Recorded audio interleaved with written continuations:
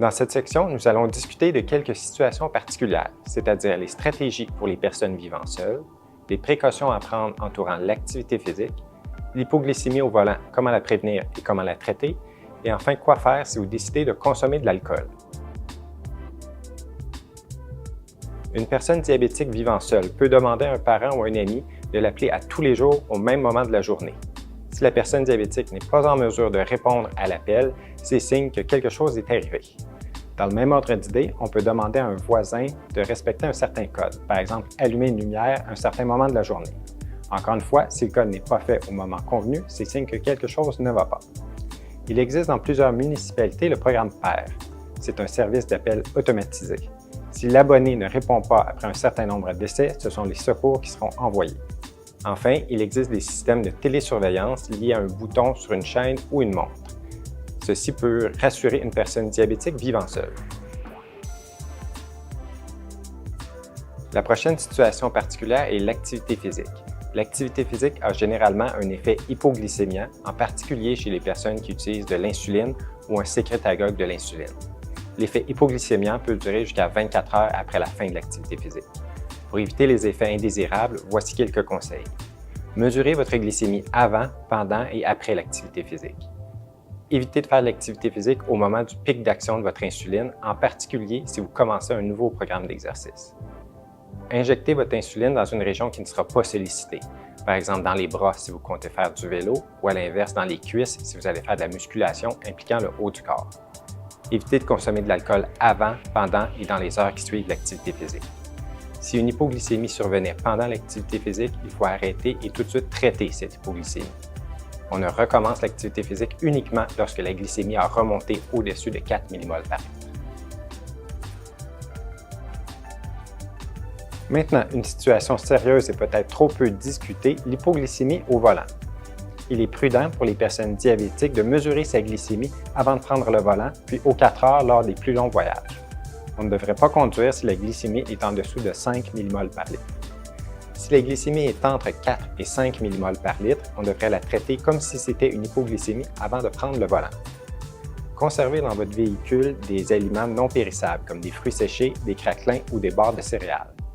Conservez également des glucides à absorption rapide comme des comprimés de Dexlat et des bonbons sucrés.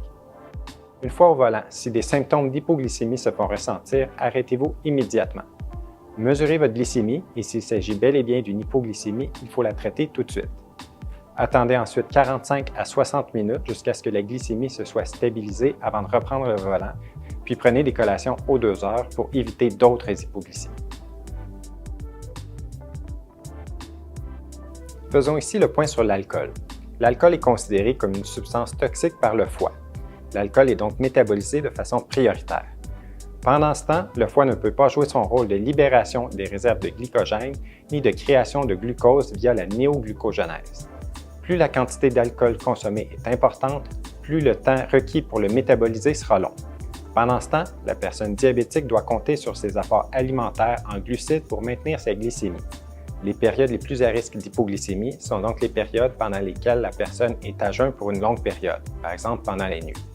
Sachez aussi qu'une hypoglycémie peut survenir dans les 24 heures suivant la consommation d'alcool. Aussi, l'alcool peut rendre la personne inapte à bien percevoir ses symptômes d'hypoglycémie. Si vous choisissez de consommer de l'alcool, faites-le toujours en mangeant. Ce n'est que lorsque votre glycémie, votre tension et vos triglycérides sont maîtrisés qu'il est réellement sécuritaire de consommer de l'alcool. Mesurez aussi votre glycémie de façon plus fréquente lorsque vous consommez de l'alcool. Si vous prenez de l'alcool avant un repas, assurez-vous de prendre aussi une source de glucides en buvant. Enfin, si vous prenez de l'alcool au souper ou en soirée, prenez ensuite une collation au moment du coucher, une collation qui contiendra des glucides et des protéines. Pour terminer, je remets en lumière certains éléments de précaution. Sachez reconnaître les symptômes de l'hypoglycémie et son traitement. Informez votre entourage sur les signes de l'hypoglycémie, sur son traitement et sur l'utilisation du glucagon. Lorsqu'une hypoglycémie survient, notez-la, en plus du moment et de son contexte. Ayez toujours avec vous votre lecteur de glycémie.